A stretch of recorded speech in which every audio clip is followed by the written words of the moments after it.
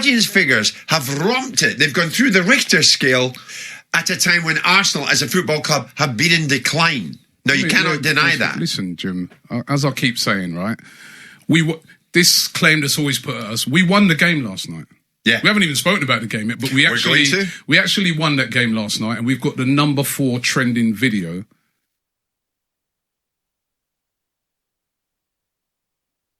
on YouTube at the moment, with the same fan that he's criticising, Troops, praising the performance and the fight last night. But no one's going to talk about that. Of course, when we was on last season, when we was on a 20-game unbeaten run, and all the fans were coming on praising, nobody talks about that. But people who watch our content, who follow our content, who know what we do, we go to every single game, every friendly, we was out in America.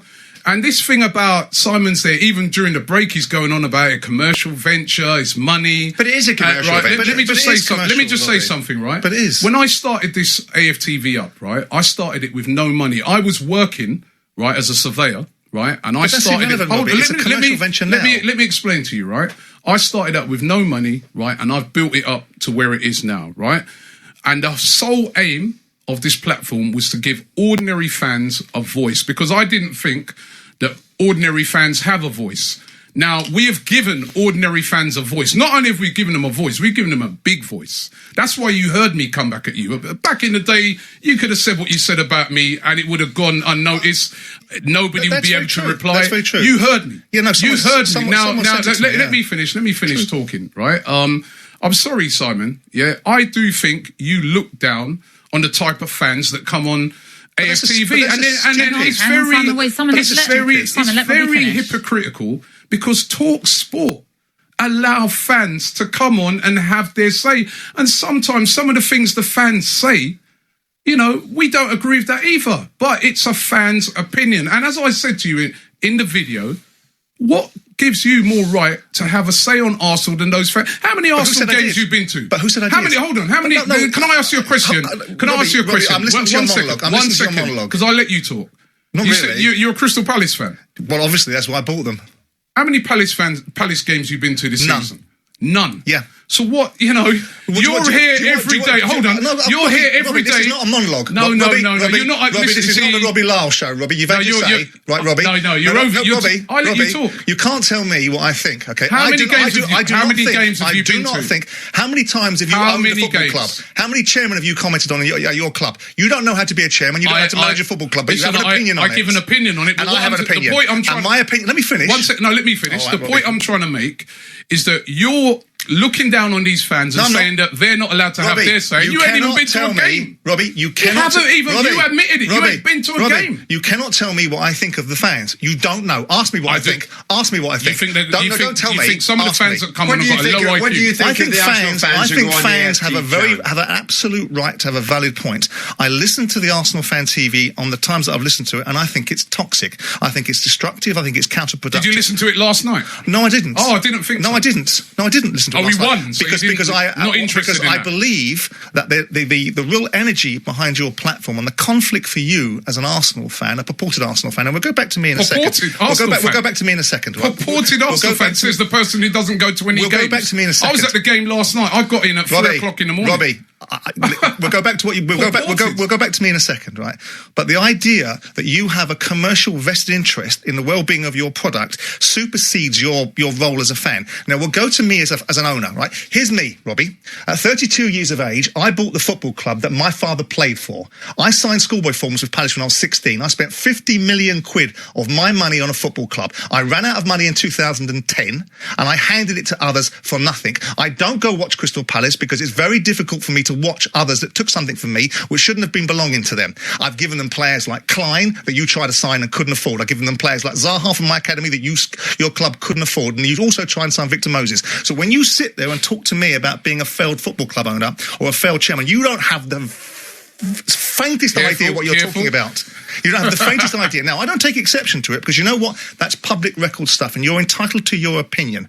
But don't tell me what I think of fans. I was the first football club owner to refund fans their money when my players stunk the house out because they didn't want to lift a leg on an away game. I have an absolute doubled down, dialed in value of fans. But I listen to you guys, and what I hear from you is a societal reflection. And football isn't... Societal reflection? Yeah, it is, because we've got a very angry, negative society out there that thinks it has a vantage point of saying things that are toxic. And sport shouldn't be a reflection of society. It should be an antidote to society. It should be about lifting people out of grey areas, not listening to people effing and jeffing and broadcasting in such a way that is so negative it's a discredit. And you steer into that, Robbie, because it's traction for your product. And your product is commercial. You can't argue with that, Robbie. You should be a lot more positive, should you not, mate? Listen, did you watch last night? Well, not last night. You cannot make why for so many months, Robbie, did we hear Wenger, get out of our effing club? Hold on. All the time. You cannot be selective. I haven't watched any games. 1 second. You cannot be selective in this, right? You cannot just look at when... I'm going to go and watch it when it was a bad result, and then I'm going to have a go at those fans for being negative. You've got to watch it as a whole. Tell us about last night. The fans were very positive about the performance. What they liked about the performance last night was the fight that the players showed, is what they've been asking for a long time. Who do you want to manage the club, Robbie? Who do they want in to manage the club? Let me just say, Jim, right? It wasn't just... The fans were saying for quite a while that they wanted Arsene Wenger to leave. It wasn't all the fans. There was a lot of... At first, it was like most of the fans wanted Wenger to stay. Then it was like a 50-50 split. If you watched and you tracked our stuff, you would have seen that it wasn't every single fan that was against Arsene Wenger. But you can't deny, Robbie, that you loved it when people were on effing and blinding about Wenger, didn't you? I didn't love it. Because it boosted figures for you, mate. Again, I find it hypocritical, even of you, in a way, right? Because you guys, last night, I heard you guys saying, West Ham fans, get on here now, let us know, should Pellegrini go? Right? You're encouraging those fans to ring up and have a go about Pellegrini. And that's a good point, This Robbie. is football, right? And that's a good point, And if Robbie. we go to every single game and we get the opinions of fans. If it's going brilliantly, because you're making money from it. Like the guys at Redmen TV, the guys that I know well who do that channel, if it's going brilliantly like it is at Liverpool, you hear a reflection of that. If it's going... I mean, Robbie, look how bad things have been. At Arsenal, this is our worst start. Robbie. Let me finish. It's our worst start to a season since 1977. And you want those fans to be positive. And on this commercial venture thing, and pragmatic. On this commercial venture thing, Simon, you as a businessman, you just explained about the 50 million, and you respect business, right? I do. Would it be a good business plan then to say, right, I'm going to put it on failure of Arsenal? No. Right? I mean, the narrative, come on.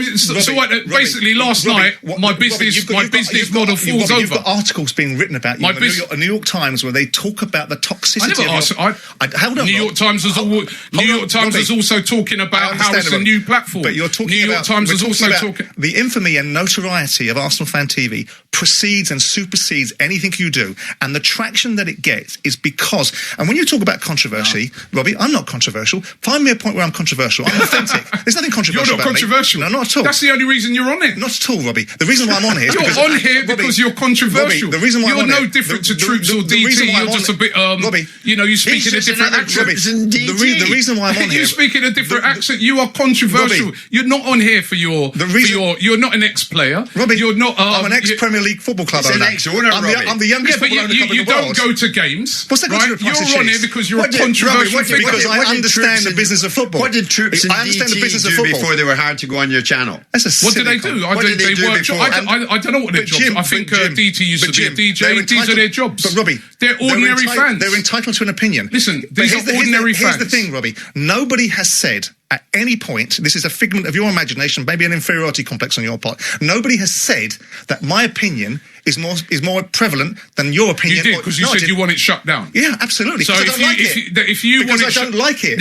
No, but if I don't like something, I think it's if I don't like something, I don't watch it. I think it's divisive. I don't listen to it. If I didn't like TalkSport, I wouldn't listen to it. But Robbie, if you didn't like Arsenal for so many matches, why did you keep going? Robbie, I love Arsenal.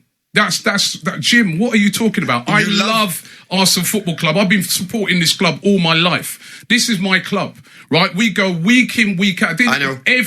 We haven't missed a game for 7 years since we've been doing this. I bet you haven't, Robbie. Right, and it's been financed from my pocket. Yeah, not anymore. It's been financed. Fair play, guys. We're going to take a break at this stage, Robbie. We're going to take time out. Those people have to be paid. I mean, if you want to do your venture for free, that's fair enough. Shout right? and take a breath because